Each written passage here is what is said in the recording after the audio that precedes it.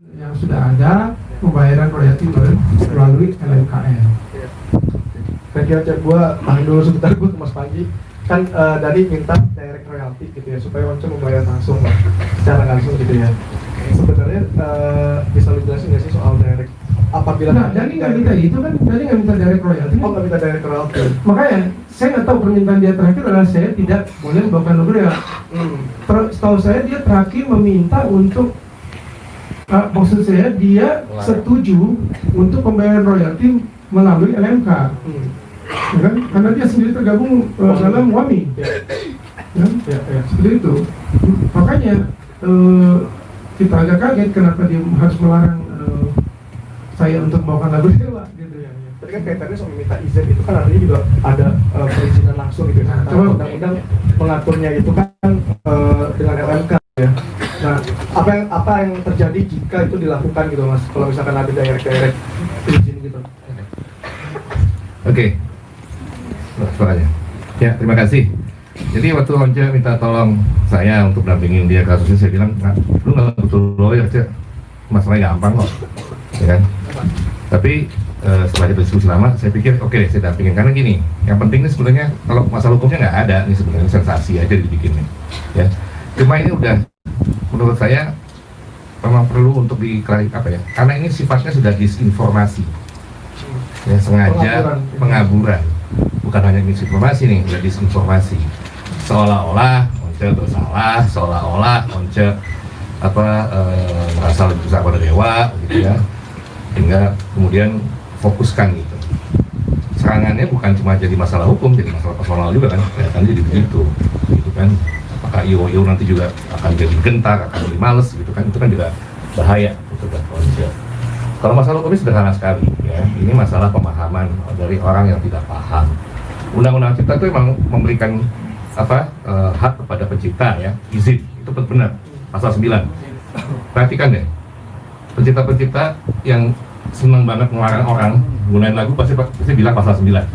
Pasal 9 itu memang pasal untuk izin. Jadi ada 9 hak pencipta. Kalau Anda pencipta, Anda punya hak untuk menerjemahkan karyanya gitu kan, kalau buku ya, mengadaptasi, kalau musik, mengaransemen, ekonomi Anda sendiri, Anda boleh sendiri. Jadi kalau saya punya lagu, ngasih ke saya gitu, gua bikin musikal ya, boleh berapa? 200 juta gitu, bisa bayar.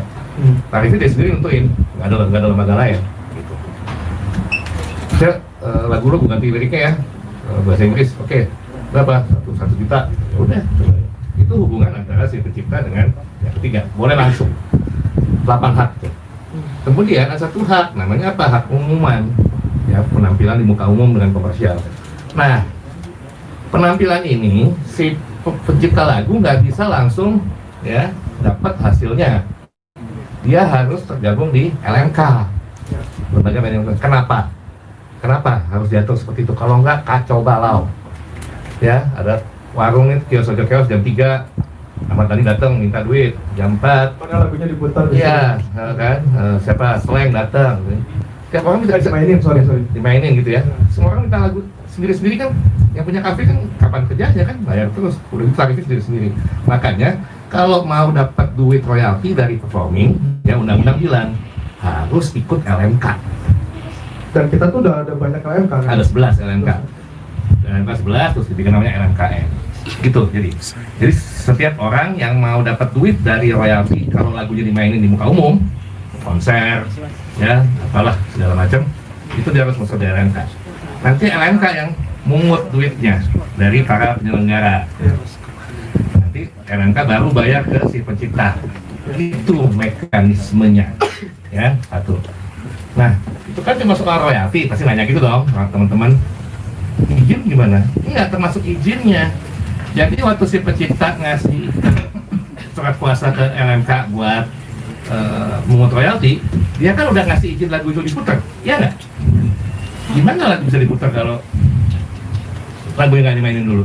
Jadi artinya kalau pencipta ya nggak mau lagunya dimainin, jangan bikin lagu.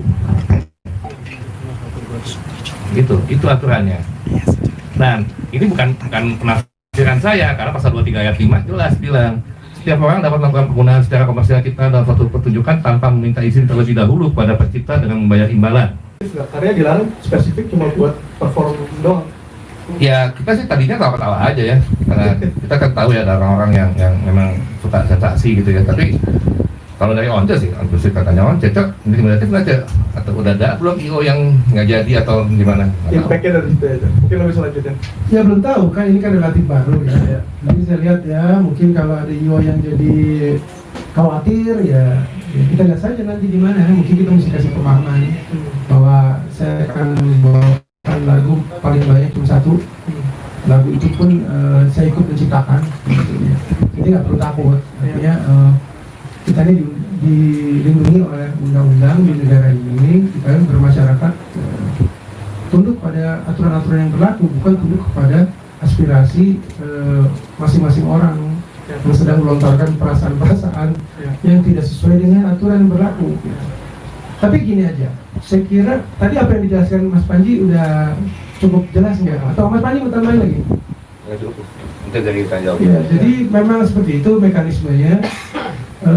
Pasal 23 itu dan pasal 87 di Undang-Undang Hak Cipta itu merupakan lex spesialis derogat lex generalis atau sesuatu yang khusus yang ada di atas yang umum dalam konteks Undang-Undang Hak Cipta nomor 28 tahun 2014.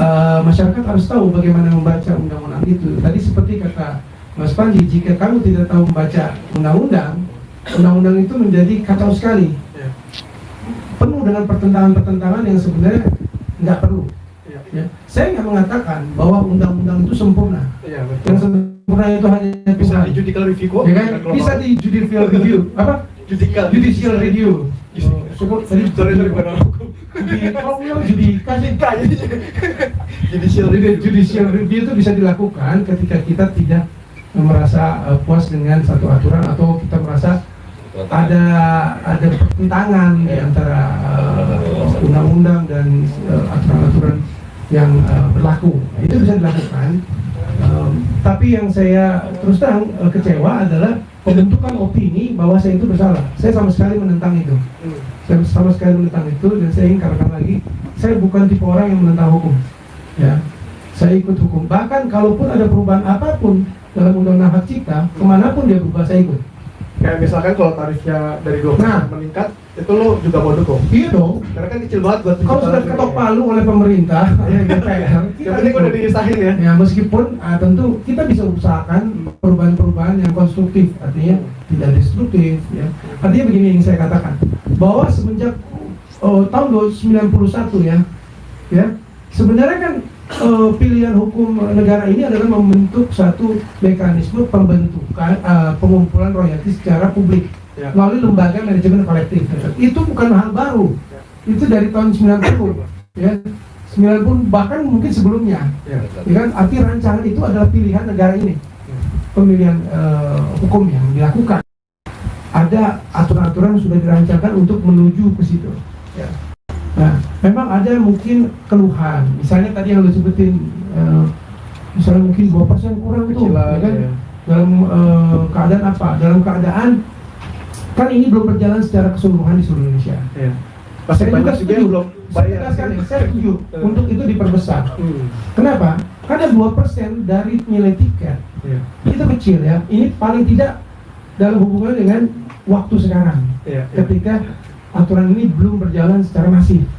Artinya hanya sedikit yang terkumpul. Akibatnya apa? Bukan hanya pencipta saja yang dapat sedikit, tapi lembaga pengumpulnya juga dapat uang sedikit. Ya. Jadi ini bukan saya mendorong, tapi kita bisa pertimbangkan untuk bisa konsolidasi lah. Ya, dinaikkan, diperbaiki melalui konsolidasi kita semua stakeholders yang ada di industri musik, apalagi itu pencipta, organisasi penyanyi, atau IO, promotor. Kan mungkin promotor nggak gampang terima itu. Dia bilang mungkin, kemahalan dong.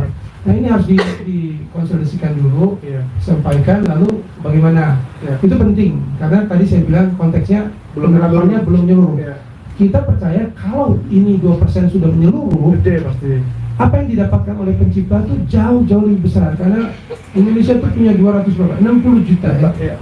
Pengumpulan royalti musik itu lewat pertunjukan lagu ya, termasuk dalamnya penggunaannya di karaoke, di TV dan sebagainya, itu saya tahu cuma kurang dari 100 M ya, mungkin nggak nyampe 80 ya, 80. Itu pun yang saya tahu ya, kebanyakan hanya melalui karaoke itu yang paling banyak memberikan kontribusi, karena bisnis mereka berhubungan dengan lagu. Tapi artinya yang ingin saya katakan, ada potensi besar ya jika kita ini nggak pecah belah begitu dalam merancang satu konstruksi hukum yang tertib dan bagus dan fair untuk semua. Ya itu aja yang ingin saya katakan. Jadi teman-teman yang merasa mungkin ini ada yang harus dirubah, ayo kita bicarakan sama-sama konstruksi hukumnya, kita sampaikan apa sih yang perlu dirubah. Tapi ingat, setiap pilihan hukum yang kita ambil itu memiliki konsekuensi. Betul. Kalau ada penagihan secara pribadi-pribadi kepada penyanyi, yang bisa terjadi adalah kita akan kekurangan penyanyi bagus. Iya, karena takut ya udah. Karena takut dengan tagihan yang akan dilakukan oleh pencipta. Demikian juga dia akan akhirnya mencoba membawakan lagunya sendiri, yang mungkin nggak sebagus daripada kalau temennya yang pencipta itu yang membuat. Nah si pencipta juga karena nggak temenan sama penyanyi, dia akan membawakan sendiri lagunya, gitu kan. Artinya yang saya katakan itu mutualisme itu apa, kerjasama itu bisa menjadi rusak ketika tidak ada fairness ya. Hari ini kalau ada ketidakpuasan, saya sekali lagi bisa mengerti ya, saya bisa mengerti, tapi ingin mengajak semua teman-teman pencipta lagu, musisi untuk duduk bersama, bicara bersama secara konstruktif ya, bukan dengan cara-cara yang agitatif dan pembentukan opini seolah-olah temannya sendiri salah dan sebagainya. Itu ya, menurut saya itu kurang dewasa ya, seperti itu. Tadi kan Cak, di awal lo udah mention kalau manajemen tuh selalu membubuhkan di kontrak itu mewajibkan IO untuk membayar. Ada bukti yang bisa ditunjukin nggak, Cak? Selalu dalam kontrak-kontrak saya kan ada pasal-pasal bahwa ini apa nih, kontrak nih? Bukti ininya. Oh ya, ada kontrak-kontrak kalau ada IO yang menang saya bahwa mereka itu dalam pasal-pasalnya kontrak kami, IO atau penyelenggara show itu akan bertanggung jawab terhadap royalti yang dibebankan atas lagu-lagu yang ada di situ. Artinya itu tidak merupakan kewajiban saya. Itu sudah lama. Bisa ditunjukin ke teman-teman media, Mas Ance. Jadi ada berupa sertifikat. Itu ya. Sebenarnya kalau ini sebenarnya hanya tambahan saja. Iya. Untuk memperkuat kalau memang sudah melakukan. Sebenarnya gini, satu contohnya. Ya ini kan. Ini apa nih? Nah ini kan. Nah ini kalau kita ikut seminar. Seperti ini nih. Kamera. Ini apa ini? Ini acara. Jadi ada beberapa. Oh ada beberapa. Oke. Ini sertifikat dari Lembaga Manajemen Kolektif Nasional. Nah, ini ada konser musik ya.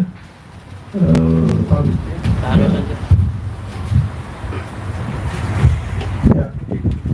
Seperti ini bentuk daripada. Ini bukan kwitansi ya, melainkan kalau udah dibayar dikasih sertifikat. Dikasih sertifikat seperti ini. Jadi ini sertifikat terbitan daripada Lembaga Manajemen Kolektif Nasional.